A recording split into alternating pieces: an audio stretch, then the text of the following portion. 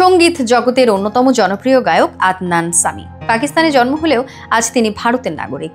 বিভিন্ন সময়েই তার কথায় ভারত প্রীতি ও পাকিস্তানের প্রতি বিদ্বেষ প্রকাশ পায়। সম্প্রতি পাকিস্তান সরকারকে তিনি হুঁশিয়ারি দেন, একদিন সব ফাঁস করে দেব। কিন্তু কি ফাঁসের কথা বলছেন জনপ্রিয় এই গায়ক?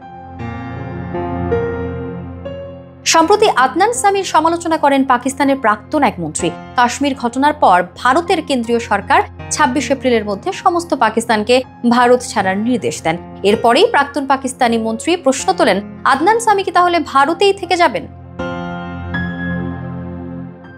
পাকিস্তান ছেড়ে আসা প্রসঙ্গে আদনান জানান, তার সমস্যা পাকিস্তান সরকারকে নিয়ে। তিনি বলেন, যারা আমাকে চেনেন তারা জানেন এই সরকার আমার সঙ্গে কি করেছে। পাকিস্তান ছেড়ে আসার এটাই সবচেয়ে বড় কারণ। কিন্তু পাকিস্তান সরকার ঠিক কি করেছিল আদনানের সঙ্গে? গায়ক বলেন, একদিন সব ফাঁস করে দেব, জানিয়ে দেব ওরা আমার সঙ্গে কি কি করেছে। সাধারণ মানুষ তা শুনলে চমকে যাবে। বহু বছর আমি নীরব থেকেছি, কিন্তু সঠিক সময়ে আমি ঠিক বলে দেব। পাকিস্তানের জন্ম হলেও পাকিস্তান সরকারের সঙ্গে তার সুসম্পর্ক ছিল না কখনোই। ২০০১ সালে ব্যক্তিগত এবং রাজনৈতিক কারণে পাকিস্তান ত্যাগ করে ভারতে চলে যান তিনি। সে সময় পাকিস্তানে বেশ অস্থির রাজনৈতিক পরিবেশ বিরাজমান ছিল। পাকিস্তান সরকার এবং মিলিটারি শাসনের মধ্যে তীব্র সংঘাত শিল্পী গোষ্ঠীদের ওপর এক ধরনের চাপ সৃষ্টি করে।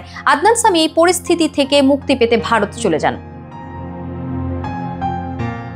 ২০১৫ সালের জুন মাসে আদনান সামির পাকিস্তানি পাসপোর্টের মেয়াদ শেষ হয়। এরপর ভারতের স্বরাষ্ট্র মন্ত্রণালয়ে নাগরিকত্বের জন্য আবেদন করেন আদনান।